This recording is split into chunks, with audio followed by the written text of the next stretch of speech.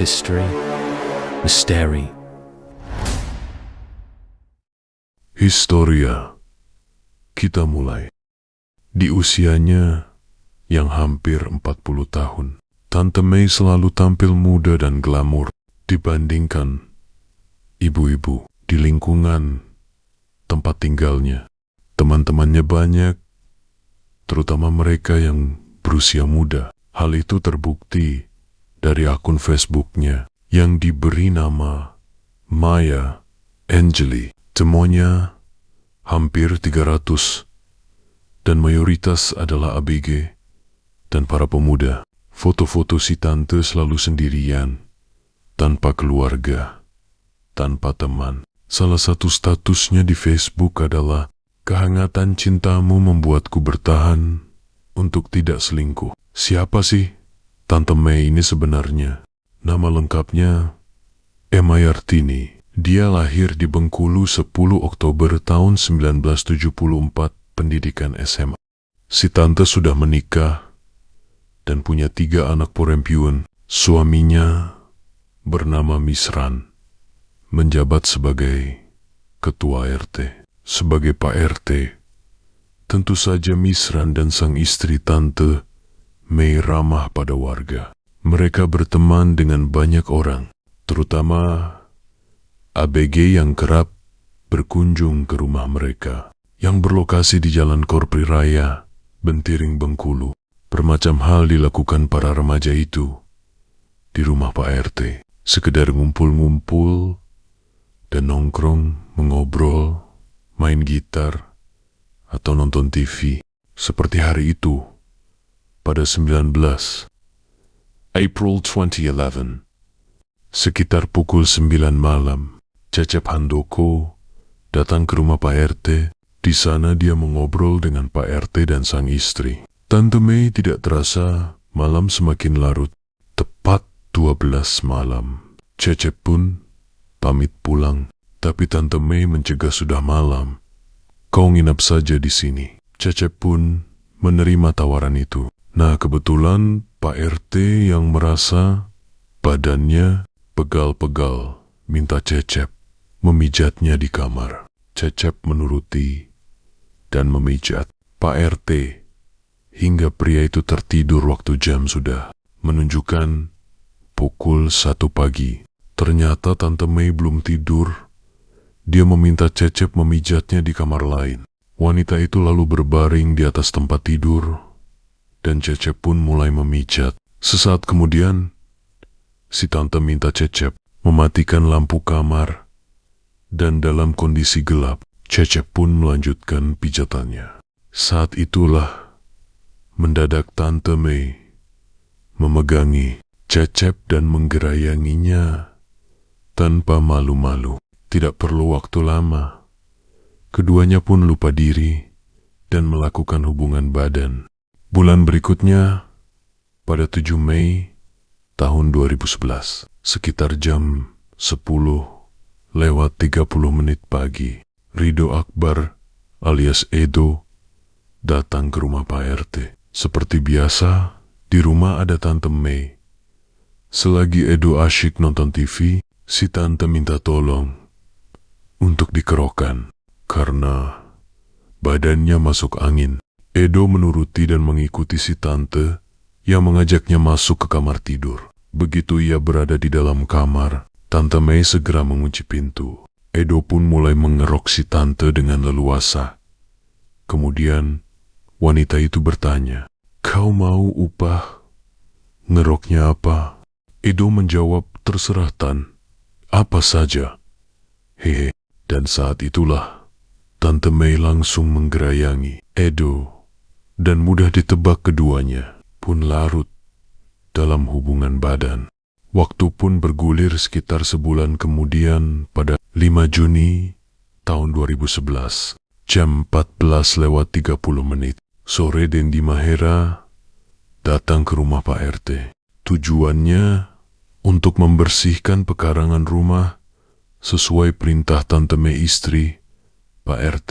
Usai membersihkan pekarangan, Dendi masuk ke rumah. Tante May telah menyuguhkan minuman menyegarkan untuknya Tak lama kemudian, si tante menarik tangan Dendi dan mengajaknya masuk menuju kamar tidur. Di sana wanita itu melancarkan rayuannya dan keduanya pun larut dalam kenikmatan yang terlarang.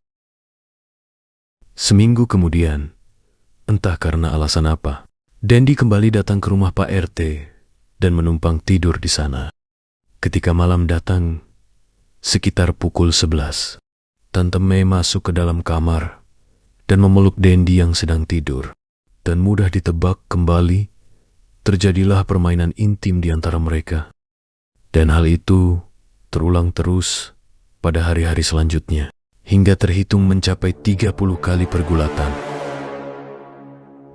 Pada bulan itu juga, tepatnya pada 23 Juni tahun 2011, sekitar pukul 12 siang, Rahmat Hidayat bertamu ke rumah Tante Mei dan duduklah di sofa ruang tamu. Seketika sih, Tante minta dipijat, tapi Rahmat menolak. "Aku tidak bisa memijat Tante." Tante Mei secara tiba-tiba langsung menarik tangan Rahmat dan membawanya ke kamar, lalu menutup pintu dan jendela kamar. Dan entah kenapa akhirnya Rahmat pun menuruti untuk memijat si tante. Tak lama kemudian, Tante Mei mulai menyentuh dan menggerayangi Rahmat. Dan seperti kejadian yang sudah-sudah yang pernah terjadi di rumah itu, keduanya pun melakukan hubungan persetubuhan. Tante Mei tidak juga berhenti. Dia terus melanjutkan sepak terjangnya pada Kamis 5 September 2011, sekitar jam 10:30 pagi. Ahmad Tafsir, alias Tafsir, sedang berada di rumah si tante. Tante Mei memanggilnya untuk masuk ke kamar dan menyuruhnya menutup pintu. Tak lama kemudian, keduanya pun terengah-engah kenikmatan. Setahun berlalu, pada 19 September 2012, Rico Leviardi berada di rumah Pak RT saat itu. Dia sedang menjaga adiknya yang dititipkan di sana.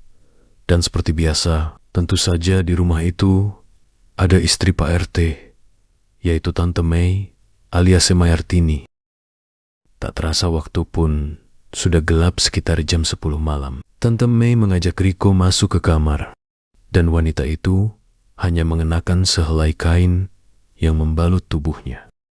Seperti sudah jadi kebiasaannya, pada tamu yang datang, si tante pun minta dipijat oleh Rico. Rico mulai memijat, dan sesaat kemudian si tante melancarkan aksinya. Tangannya yang rajin menjamah mulai memegangi Rico.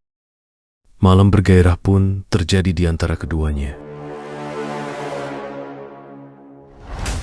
Seluruh sepak terjang maksiat si tante terjadi sejak 19 April 2011 hingga 25 Januari tahun 2013. Korbannya berjumlah 6 orang yang berusia antara 12 hingga 17 tahun, dan tak seorang warga pun yang tahu. Hingga suatu hari, semuanya terbongkar. Pada bulan April tahun 2017, seorang korban, Tante Mei, mengeluh pada orang tuanya. Burungnya terkena penyakit. Tentu saja orang tuanya terkejut dan bertanya mengapa hal itu bisa terjadi. Sang anak pun membeberkan apa yang pernah dialaminya dengan Tante Mei, istri Pak RT. Nah, dari sinilah semuanya terkuak rahasia Tante Mei terbongkar. Ternyata selama ini di rumah Pak RT telah terjadi peristiwa tidak senonoh, dan dalangnya adalah si ibu RT. Berita mengejutkan itu pun segera menyebar dan diketahui warga lainnya. Korban-korban lain mulai muncul. Terhitung seluruhnya ada 6 orang yang berani bicara dan bersaksi tentang buasnya sepak terjang Tante Mei. Warga dan para orang tua pun murka dan mendatangi Tante Mei. Kasus itu dicoba diselesaikan dengan melibatkan tokoh adat dan tokoh agama setempat. Namun, diskusi gagal. Nyaris, sebagian warga berusaha menghakimi Tante Mei dan mengarak wanita itu agar pergi dari desa. Mereka ingin membersihkan kampung dari perbuatan maksiat. Namun, Tante Mei tidak terima. Pada akhirnya, warga melaporkan ke polisi dan si tante pun diamankan di Polres Bengkulu untuk diinterogasi. Misran sang suami sekaligus ketua RT juga dibawa ke kantor polisi untuk ditanya lebih lanjut perihal sepak terjang istrinya yang menggauli. Berondong. Pria itu mengaku selama ini mengetahui aksi mesum sang istri. Dia pernah memergoki istrinya dan menegurnya agar jangan mengulangi perbuatan itu. Namun sang istri Tante Mei bandel dan terus mengulanginya tanpa peduli pada Misran sang suami. Ketika diinterogasi, Tante Mei mengungkapkan pengakuan yang cukup mengejutkan. Wanita itu menegaskan aksinya bukan paksaan, melainkan dilakukan atas dasar suka sama suka. Bahkan ada yang didasari rasa cinta. Bahkan ada yang menyatakan cinta duluan kepada saya. Saya lihat dia tulus, lalu saya terima. Demikian kata si tante. Menurutnya, dirinya lah yang sebenarnya jadi pelampiasan nafsu para berondong. Terkadang mereka datang ke rumah si tante untuk nelem, ngerokok, dan nonton video porno. Karena terangsang mereka kemudian melampiaskannya pada si tante. Namun, Tante Mei juga mengaku bahwa dia tidak tertarik pada pria dewasa karena hubungannya akan lebih beresiko, apalagi jika pria itu sudah beristri. Si tante melakukan aksinya tersebut sejak suaminya Misran menderita diabetes dan sudah 6 tahun tidak lagi bisa memenuhi kewajibannya sebagai suami. Akibatnya, si tante pun melampiaskan hasratnya yang tidak terbendung pada para berondong. Dari 1 kali hingga 30 kali berhubungan badan untuk setiap orang. Wanita itu mengaku sebenarnya korbannya lebih dari 6 orang. Namun yang berani mengaku dan bersaksi hanya 6. Tante Mei juga membantah dia tidak menularkan penyakit kepada siapapun karena dirinya sehat. Dia mengatakan bahwa si korbanlah yang telah menuduhnya. Sebagai sumber penyakit dia itu kerja di kafe. Mungkin dari sana dia dapat penyakit. Kalau saya yang sakit, mengapa yang lain tidak tertular? Begitu kata si tante pada wartawan. Polisi yang mengamati tingkah laku Tante Mei saat diinterogasi melihat keanehan. Jadi, dia itu seperti mengalami gangguan jiwa. Kadang-kadang kepada petugas dia bilang, ingin tobat dan kembali lagi membuka Al-Quran yang sudah lama ditinggalkan, tetapi tiba-tiba bilang bahwa dia mantan entertainment dan sebagainya. Jadi kayak orang labil. Demikian dikatakan Kapolres Bengkulu kepada media.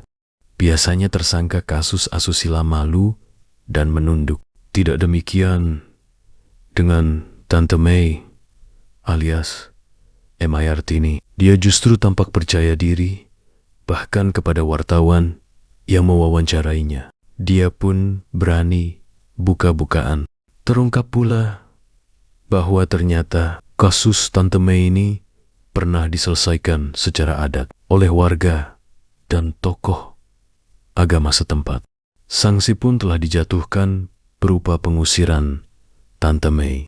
Tapi menurut si tante, dirinya tidak terima diusir warga. Saya tidak punya tempat tinggal lagi. Saya sudah bangun rumah itu dan saya tidak mau pergi dari rumah itu. Sang suami Misran, yang meski tahu kelakuan istrinya, mengatakan tidak ingin menceraikan wanita itu. Alasannya dia khawatir nantinya tidak ada lagi orang yang merawatnya. Sang suami pernah memohon kepada warga agar istrinya tidak diusir. Namun warga menolak, hingga kasus ini pun akhirnya dilaporkan kepada polisi. Di persidangan, kasus digelar di Pengadilan Negeri Bengkulu. Jaksa penuntut umum menuntut pidana penjara 12 tahun dan denda 60 juta rupiah. Subsidiar 6 bulan kurungan.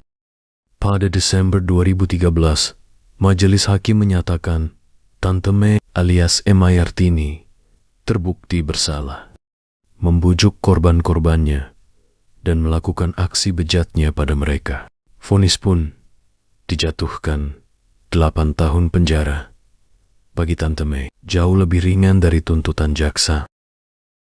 Mendengar putusan itu, Tante Mei langsung memeluk ketiga anak perempuannya yang masih kecil, dan sesaat kemudian si Tante pingsan karena kaget atas keputusan hakim jaksa. Jaksa kemudian mengajukan kasasi ke Mahkamah Agung, dan di tingkat kasasi inilah pada Juni tahun 2014, kemudian hakim memutuskan dengan tuntutan jaksa, yaitu vonis 12 tahun kurungan bagi Tante Mei.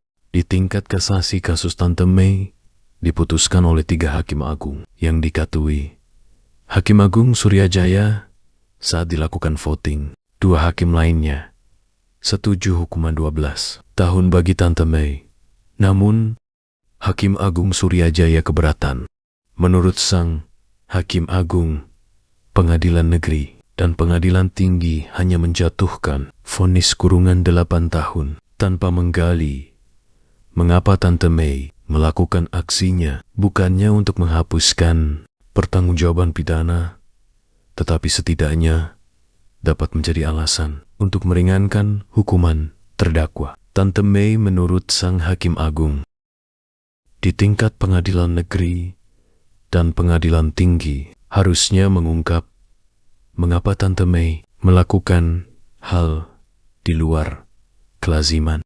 Alasan ketidaklaziman inilah yang menurut hukum harus dipertimbangkan, apakah terdakwa mengalami gangguan atau kelainan seks, apakah terdakwa mengalami hasrat atau keinginan seks yang tinggi. Inilah yang harus digali dan dipertimbangkan untuk mencari kebenaran material bahwa mengapa terdakwa melakukan perbuatan yang tidak lazim.